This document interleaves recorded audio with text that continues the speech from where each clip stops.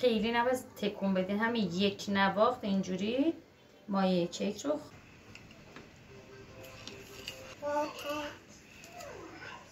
عالیه. بافتشو میبینید خیلی خوب دیگه، ولی کولرمون وصله اما نمیزنه، مشخصه از تراسمون، به خاطر همین که روبروی آفتاب باشه، نورگیر باشه. این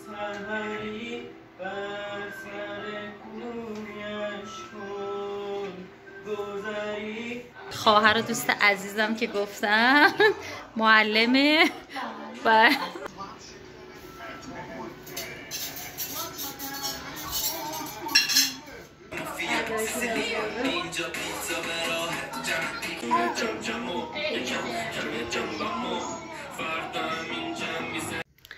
سلام دوستای عزیزم، حالتون چطوره؟ خوبین؟ خوشین؟ سلامتین؟ به چنل من خوش اومدین.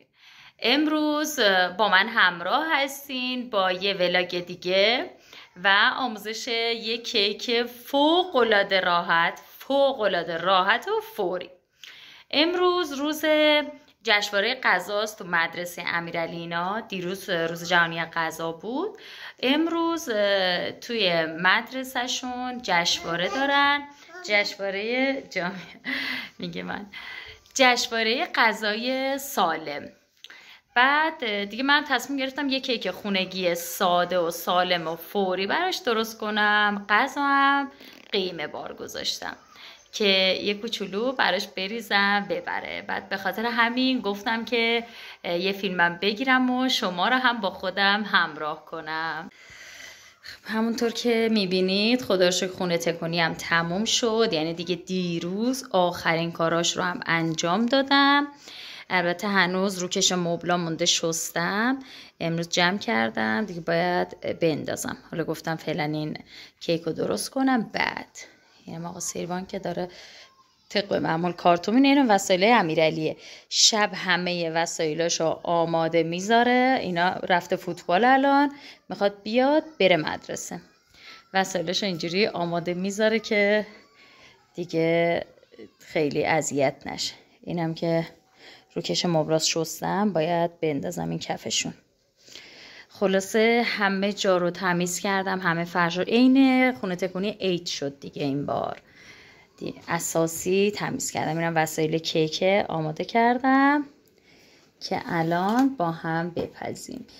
یعنی هر چقدر از تی و خوشمزگی و فوری بودن این کیک بگم کم گفتم. حتما امتحان کنید، حتما بریم با هم درستش کنیم.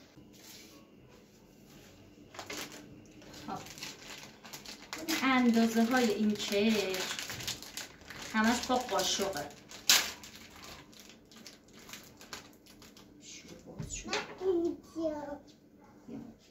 همش با قاشقه، به خاطر همین خیلی راحته. اونایی که خیلی مبتدی هم هستن خیلی راحت میتونن این کیک رو درست کنن. خب آرد 8 قاشق، من میخوام 2 برابر کنم، 16 قاشق میریزم. کیک چون بچه ها اینو دوست دارن، من هر دفعه دیگه اینو 2 برابر درست کنم. حالا امیرعلی هم که ببره، حالا امیر مهدی، سیروان، این دوتا میخوان دیگه، به خاطر همین 2 برابر میکنم. قاشقتون نباید خیلی پر باشه ها، مثلا خیلی چون آرد و برمی داری. ببین این اندازه مثلا 2 قاشقه، خیلی یه دفعه پر میاد. همین در همین حد. خب اینم 8 قاشق آردمون که الک میکنیم. برای کیک حتما الک کنید. اگه 3 بارم الک کنید که خب خیلی بهتره. حالا این آردای بسته بندی خب خودشون اصلا الک شده هستن، به خاطر همین دیگه من 1 بار الک میکنم. من اگه آرد باز گرفتین، کیلویی باز گرفتین، حتما 3 بار الک کنید که خیلی خوب بافتش رو سبک کنه. شکر هم 8 قاشق نیاز داره. ببینید مواد خشکمون رو اول مخلوط میکنیم، یعنی اصلا نیاز نیست که اول تخم مرغ و وانیل رو با هم بزنیم کرمی بشه، کشدار بشه، اصلا اینجور چیزا نداره اصلا. اصلا هم فر نمیخواد، همزن نمیخواد، خلاصه خیلی راحته دیگه. شکرم 8 قاشق. بیکینگ پودر و وانیل رو هم میریزیم. بیکینگ پودرم 2 قاشق مرباخوریه که من 4 قاشق میریزم.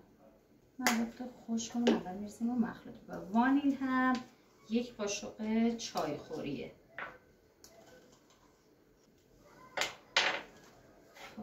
مواد خشکمون رو خوب با هم مخلوط میکنیم.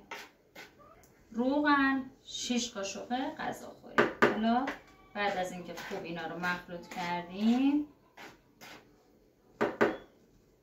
مواد دیگر رو اضافه میکنیم. حالا روغن 6 قاشق،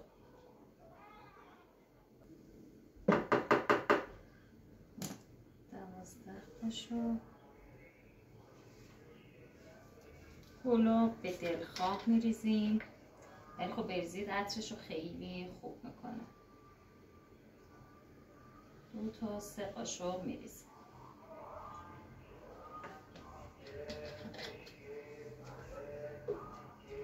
آب هم 10 قاشقه.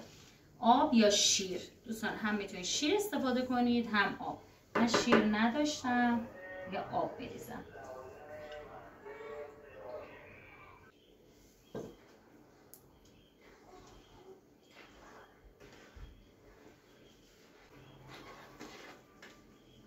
تخم مرغ هم 2 تا. حالا تخم مرغ رو اضافه میکنیم که من 4 تا میزنم.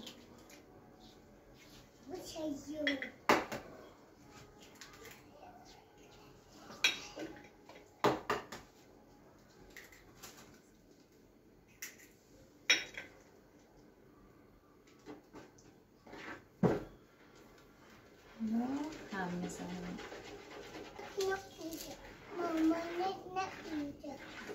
حالا برای رنگ بهترش هم و عطر بهترش زعفران هم اضافه میکنیم. نریزه ماما.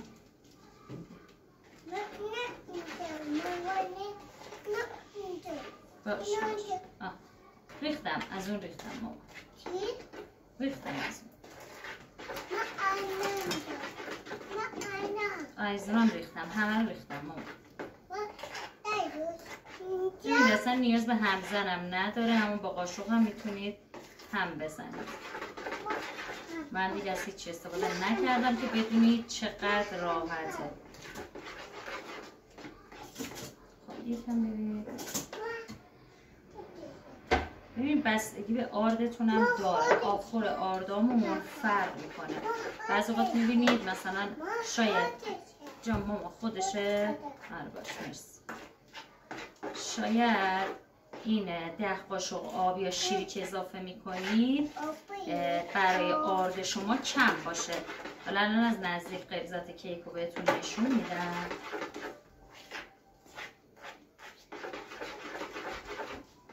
البته بعد از اینکه گلاب و زعفران رو هم اضافه کردین و همه رو هم زدین باید در نظر بگیرین دیگه. الان ببینید این کاملا اندازه است، این شکلی باید باشه.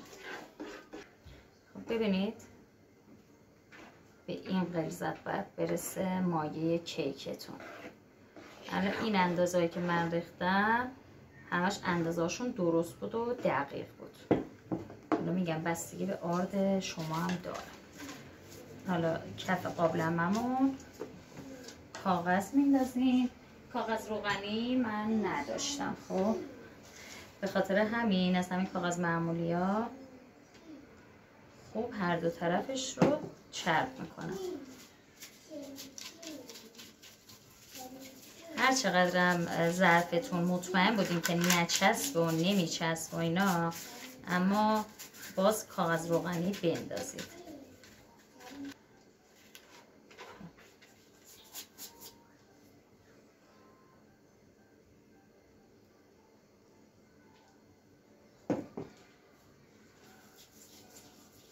ببینید کیک رو زیاد نباید هم بزنید، اگه خیلی هم بزنید گنبدی میشه. و شل پخش کن رو هم وقتی خواستین مایتون رو درست کنید شل پخش کن رو بذارید رو گاز و زیر گاز رو روشن کنید و کم کنید بذارید گرم بشه.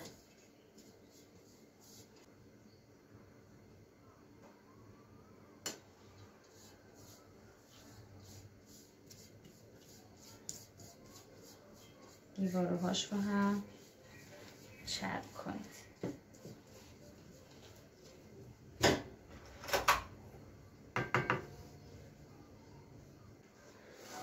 حالا مایه رو میریزیم. ببینید خیلی نباید تکون بدین، همین یک نواخت اینجوری مایه کیک رو خالی کنین تو ظرفتون.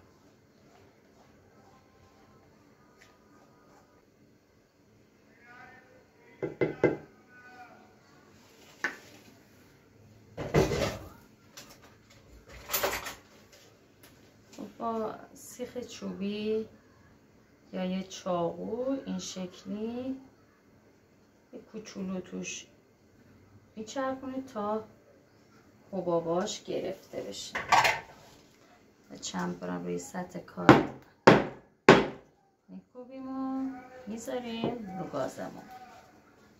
ببینید من شعله پخش کن رو از قبل گذاشتم، اینا گرم شده. حالا مایه روش قرار میدم و زیرش رو کم میکنم. البته از قبلم کم بوده، حالا من یه ذره کمتر کردم و در قابلمه رو هم حتما دم کنی قرار میدیم. دم کنی شعله پخش کن برای پخت کیک روی گاز از واجباته. دم کنی قرار میدیم و میبندیم درشو. ببینید تا نیم ساعت تا 40 دقیقه، نیم ساعت تا 40 دقیقه اول اصلا در ظرفتون رو بر ندارین، پف کیکتون میخوابه و بعد از اون زمان نگاه کنید البته 45 دقیقه‌ای دیگه میپزه، شعله کم باشه و بعد از این تایم یعنی نیم ساعت زودتر درش رو اصلا بر نداره که نگاه کنید ببینید تو چه وضعیتیه، چون هر طور باشه پف کیکتون میخوابه و خوب پف نمیکنه. نیم ساعت بعد چک کنید با سیخ چوبی یا خلال دندون. البته این 40 دقیقه 45 دقیقه زمان میخواد تا بپزه. شعله‌ام این اندازه است. اینم قیمت گذاشتم کم کم دیگه پخته، زیرش خیلی کم کردم که خوب جا بیفته. جمع کنم حالا اینا رو. منم جمع تو جمع کنی؟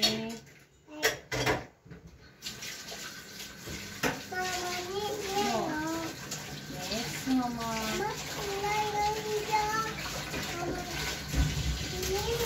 مامانی باش باش مرسی. نده؟ آره ماما بزن یخچال.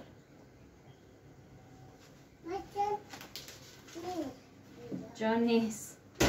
بده من جاشو میدونم کجاست. ماشاءالله. از این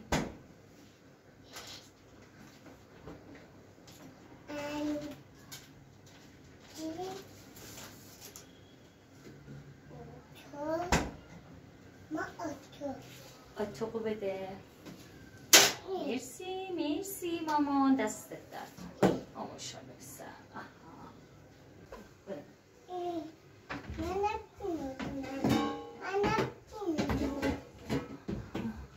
بده مامان اینجا باید بذاری. بعد اینجا بذاری.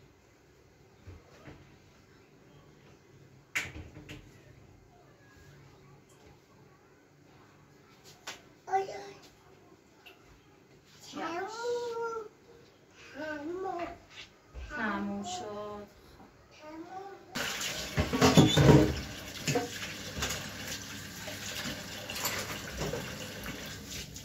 امیر مهدی مدرسه اون صوبیه، امیر مهدی امیر علی بعد از ظهری.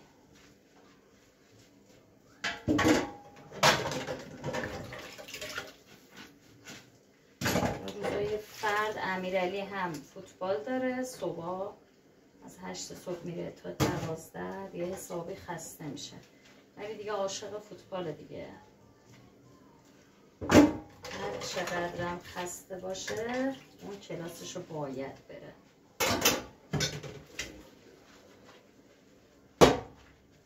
دو هفته دقیقا من درگیر خونه تکونی بودم، به خاطر این دیگه الان چند وقته پست کم گذاشتم، نتونستم، مثلا موقعیت جور نبود که بخوام ویدیو بگیرم ولاگ تهیه کنم، نشد.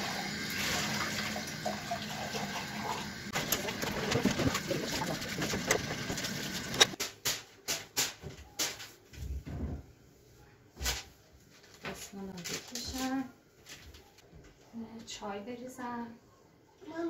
چای دم کردم، از صبح نخوردم.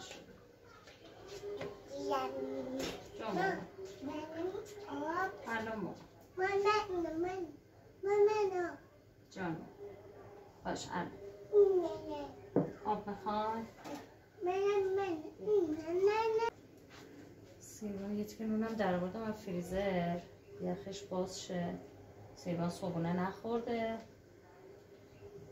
بلند میشه اون لحظه چیزی نمیخوره. صبحونه نخورد، صبحونه‌شو بدم یواش. گفته برای من از این چای بریز با نی بخورم، ورده ریخته رو میزم. ببین این آفتاب اینجا رو انقدر دوست دارم، خیلی خوبه. این موقع روز اینجوری آفتاب میفته، خیلی قشنگه. من به خاطر همین نورگیر بودنش خونه های پشتی رو انتخاب کردم که رو به آفتاب باشه، آفتاب بیفته.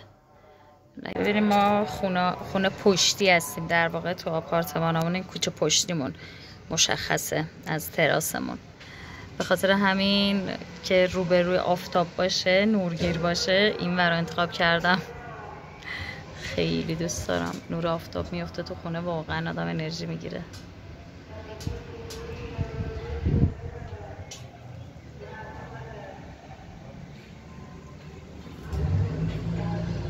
خونه یکی از داداشام تو اون کوچه است، دقیقا همین ساختمان، این آپارتمان بلنده، همین که این خونه شونه نزدیکی.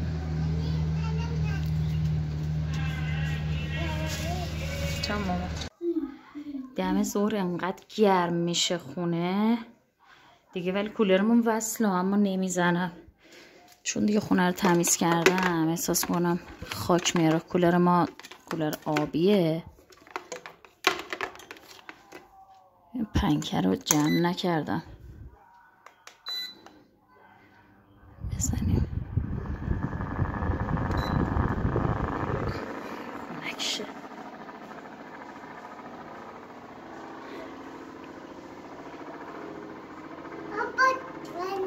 آره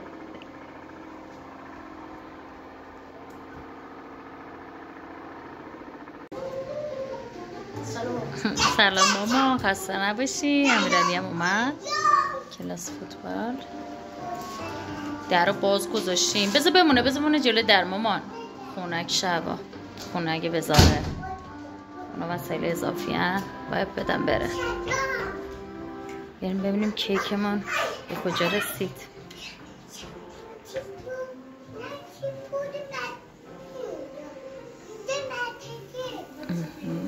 دیگه آماده است.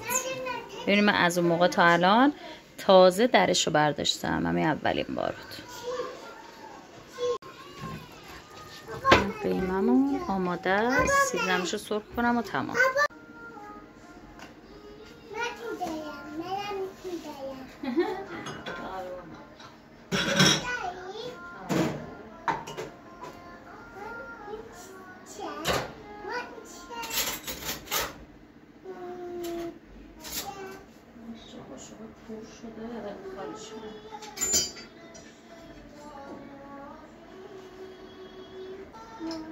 مامان چیز دست نزنیم.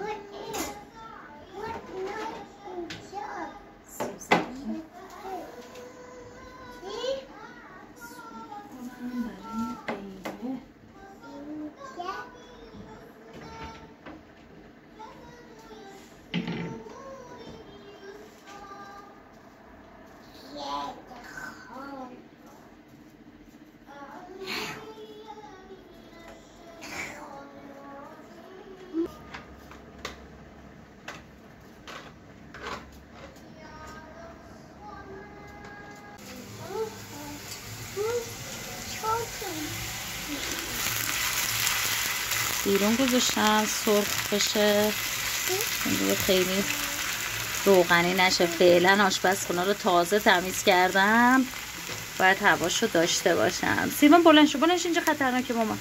باشو بریم. باشه اینجا چیزی نشه. این کجا اومده نشست؟ چیز خطرناک.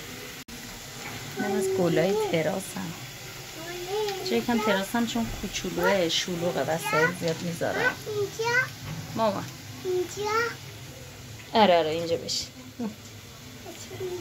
اینجا بشی. آره مامان. کیک اون رو چک کنیم. ببین تمیزه دیگه، نمیچسبه. خب این پخت آماده است. خاموش کنم خنک شه یکم، بعد برگردونم. من دور و برش رو آزاد کردم. حالا یا با چاقو یا با لیسک. من با لیسک راحت تر بودم. آروم آروم اینجوری از ظرف جدا کردیم. حالا برمیگردونیم. ببینید راحت برمیگرده دیگه وقتی زیرش از روغنی باشه.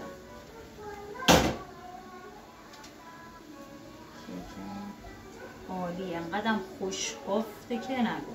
حالا عطر هلش که دیگه ببخشید گلابش، گلاب عطرش عالیه.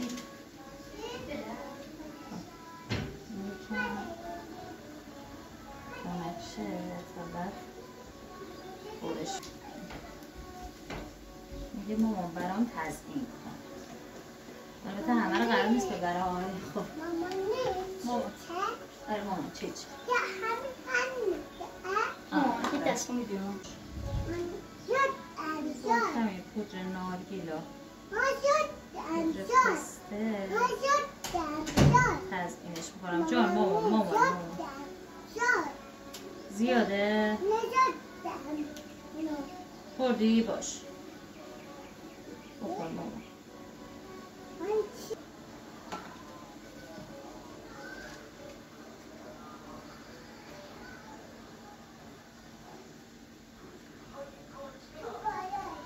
لیمون براتون اومد. خیلی هم فوری و سریع آماده میشه. دیدین دیگه. اینم از این خنک بشه و برش بزنم. دیگه بافتش هم بهتون نشون بدم.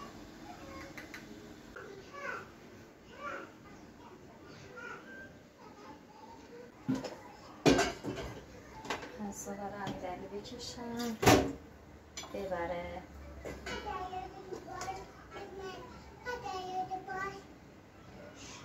من اندازه 2 نفر غذا بیارید.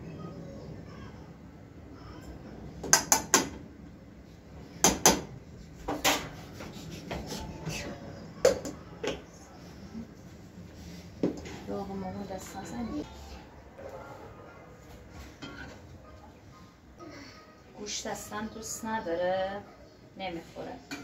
میگه مامان حالا میخواین گوشتم برام بریزی. میگم خب زشته الان اونجا ببری. نمیگه این غذا چرا گوش نداره. قیمه ای که گوش نداره قیمه امیرعلی فاطمی دیگه معروف میشه.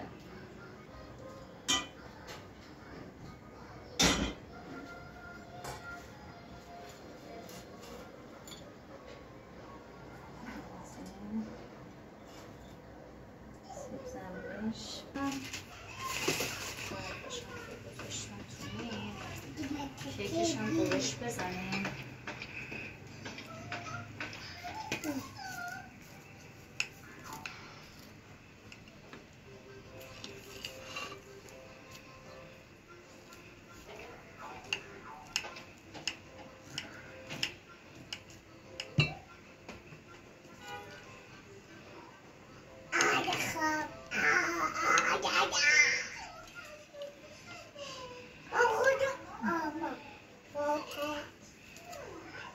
عالیه. بافتش رو ببینید خیلی خوبه، خیلی. حتما درست کنید.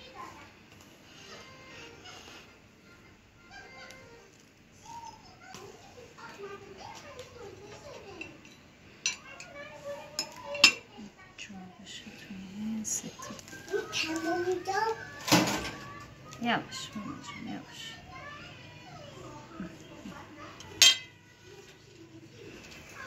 میرم سلفون بکشم اونم ببره.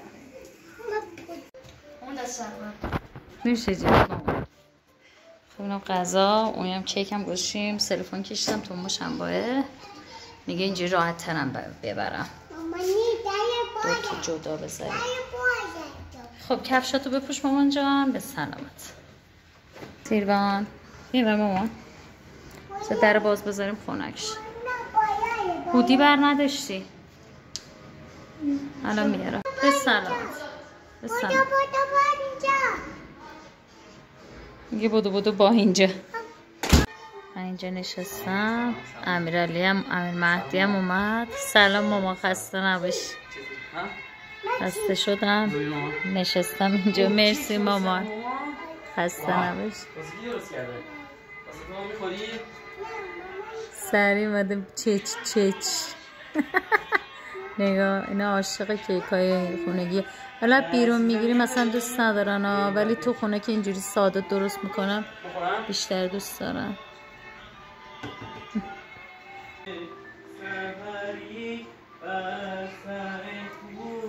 امین مهدی داره آواز میخونه. میگه مامان جدیدن تو مدرسه میخونم همه میگن صدات قشنگه. حواسش نیست من دارم فیلم میگیرم. منم بهش میگم نه واقعا صدات قشنگه، برای شما هم نظر بده.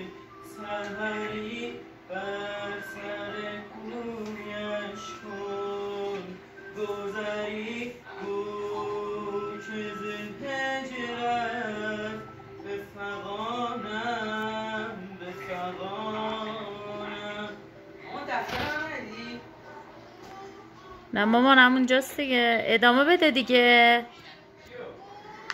خوندن تو.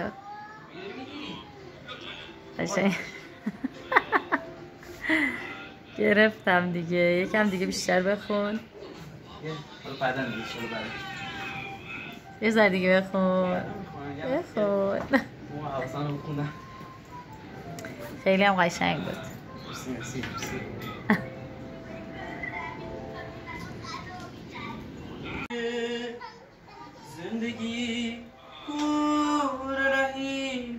تربس خوش غذا میرسه. یه سیوان که تازه خورده، منم گشنم نبود، این گشنشه خودش نشسته. گفتم خستم، خودش داره میزه.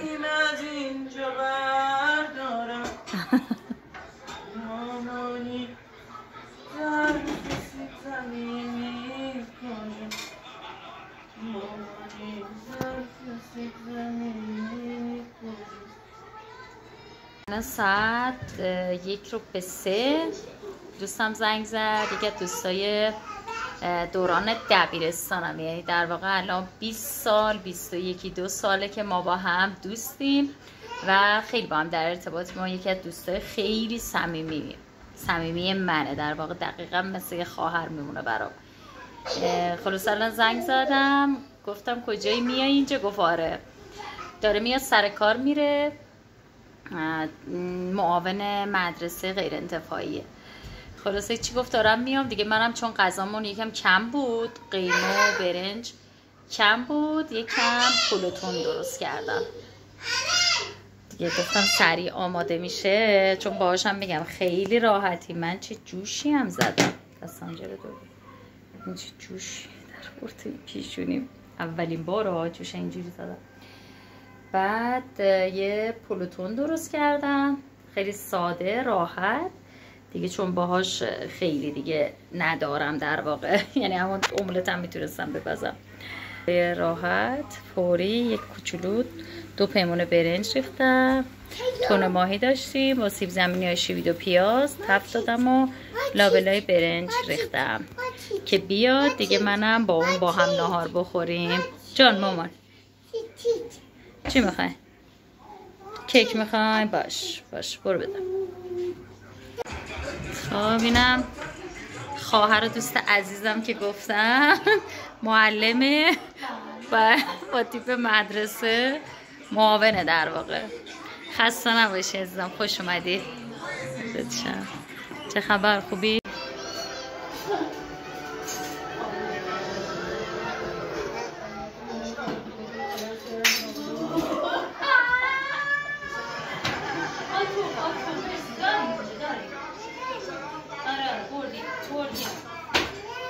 بیا لیوان ببر لیوان ببر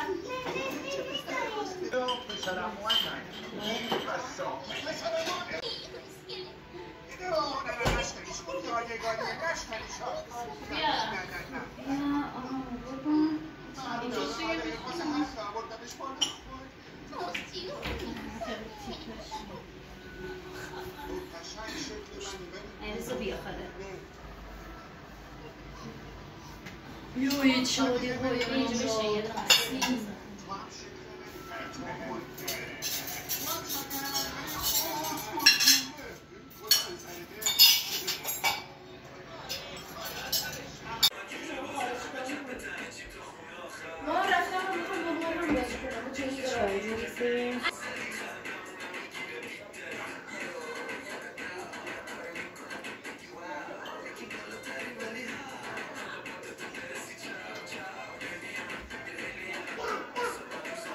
من برای سیروان گفته برای من چای بریز چای خور شده امروز اصلا بهش چای نمیدم ها حالا میدونی من چای میریزم میگه منم چای نصف برای شده برای از این کیک منم بریم آبجیمون بخوره اینجا پیتزا به راه جمع پیتزا به راه مارگاریتا به راه ماماسیتا به راه پک حالا که جمجمو کمی جنبمو فردا هم اینجا میزنیم جای تو جهنمو این کیسه جدید من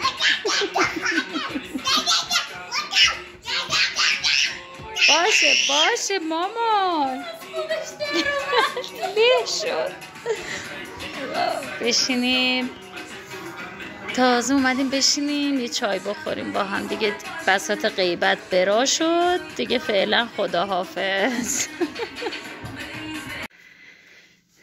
خب آبجیمونم داره میره فدات شم مرسی زحمت کشیدی به سلامت خوش اومدی رفت لباساشو عوض کرد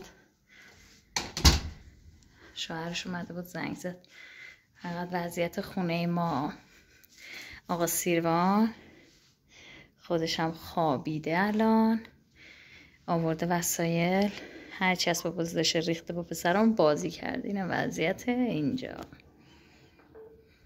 بعد این دوستم هم که امروز اومد اینجا گفتم دیگه یکی از دوستای دوران دبیرستانم بود که تقریبا الان 20 سال 21 سال حدوداً از رفاقتمون میگذره سال 82 ما با هم آشنا شدیم تا الان بعد اسمش هم فهیمه است که یکی از دوستای خیلی صمیمیمه واقعا جای خواهر رو برام پر کرده میدونید دیگه من خواهر ندارم جای خواهر رو برام پر کرده امروز هم خیلی وقت بود ندیده بودیم همدیگر دیگه اونم از وقتی که مدارس شروع شده دیگه هر روز سر کار میره منم همش درگیر خونه و بچه و کارهای خونه بودم خلاصه ندیده بودیم همدیگر امروز که زنگ زد خیلی خوشحال شدم دیگه دعوتش کردم اومد دور هم بودیم گفتم یه توضیحی هم بهش در رابطه با دوستم بهتون بدم که نگین چرا معرفی نکرد خب این باید بیشتر تو ولاگام باشه خب دوستای عزیزم اینم از ولاگ امروز من ممنونم که تا آخر ویدیو همراه هم بودید دوستای عزیزم خوشحال میشم با سابسکرایب کردن چنل من همراه همیشگی من باشید چنل به دوستاتون معرفی کنید و از آموزش استفاده کنید زنگوله چنل رو فعال کنید تا از پست ها جا نمونید دوستای عزیزم میتونید توی چنلم آموزش یه جوجه ماسی یا جوجه هندی فوق‌العاده فوری و خیلی خوشمزه رو ببینید و یه ولاگ از خرید وسایل خونه رو میتونید توی چنلم ببینید ممنونم ازتون خیلی دوستتون دارم